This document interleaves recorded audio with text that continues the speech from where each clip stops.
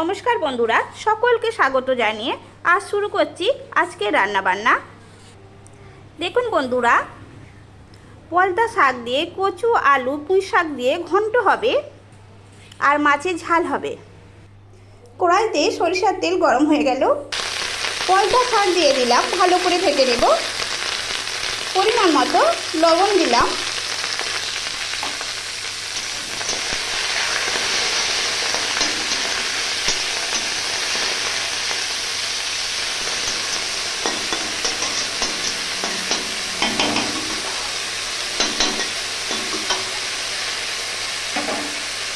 এইভাবে ভালো করে ভেজে নিতে হবে।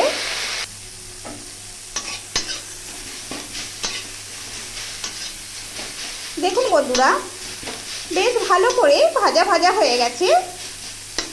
আমি পাত্রে রেখে দেব।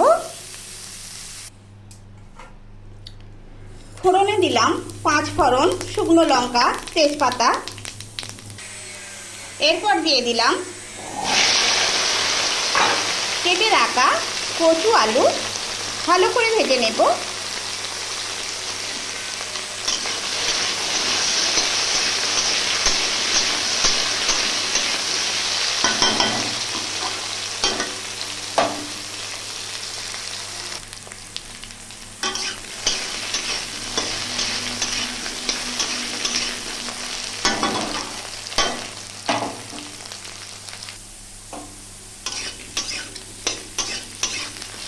দেখুন বন্ধুরা, ভালো করে ভেজে নিলাম।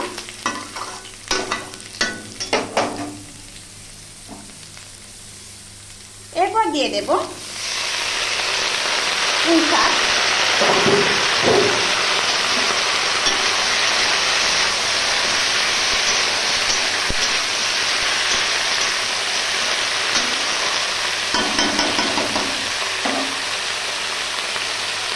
পুঁই শাক আমি হালকা করে ভেজে নেব।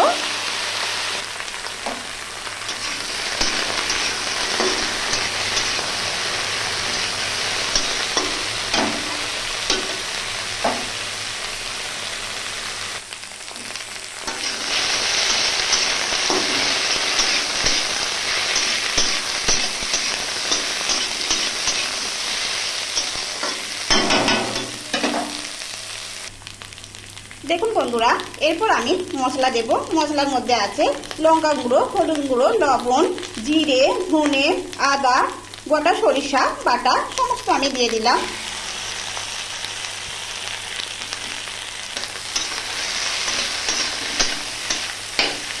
এরপর আমি সমস্ত মশলা দিয়ে ভালো করে আমি ভেজে নিচ্ছি।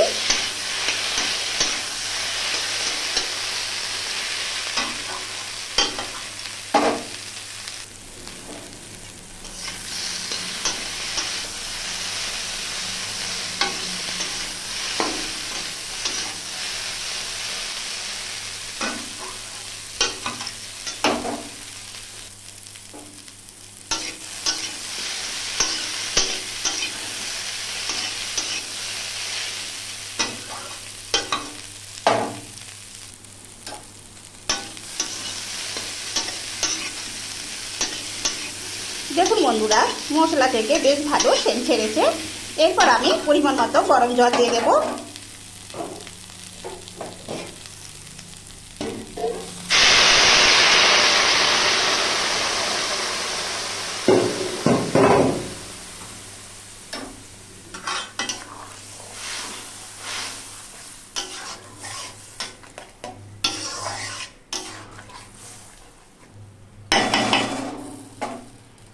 এরপর আমি ঢাকনা দিয়ে দেবো, যাতে তাড়াতাড়ি সেদ্ধ হয়ে যায় সমস্ত সবজি।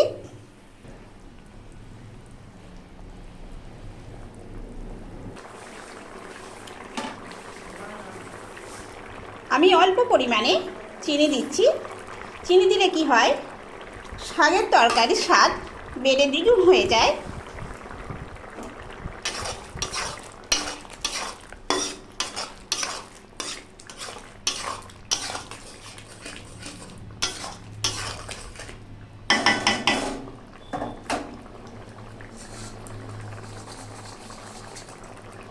এরপর দিয়ে দেব ভেজে রাখা পলতা শাক।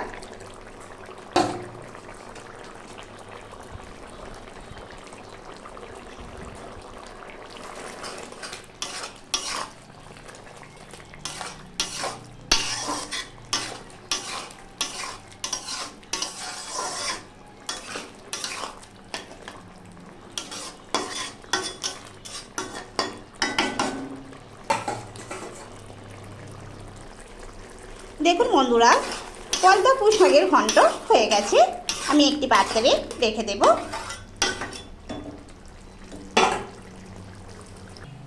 দেখুন বন্ধুরা, কত সুন্দর হয়েছে। দেখুন বন্ধুরা, গরম সরিষার তেলে আমি মাছের পিস দিয়ে দিলাম, ভালো করে ভেজে নেব। দেখুন বন্ধুরা, একদিকটা ভালো করে ভাজা হয়ে গেছে, অপর দিকটা আমি ভালো করে ভেজে নিচ্ছি। দেখুন বন্ধুরা, বেশ লাল লাল করে ভাজা হয়ে গেছে, একটি পাত্রে রেখে দেব। দেখুন বন্ধুরা, এরপর আমি মশলা দিয়ে দিলাম। মশলার মধ্যে আমি দিলাম আদা, গোটা সরিষা বাটা, পরিমাণ মতো লবণ, হলুদ গুঁড়ো, লঙ্কা গুঁড়ো দিয়ে আমি ভালো করে কষিয়ে দিচ্ছি। এবার পরিমাণ মতো জল দেব। ঝোল ফুটে গেল, এরপর আমি দিয়ে দেবো ভেজে রাখা মাছ।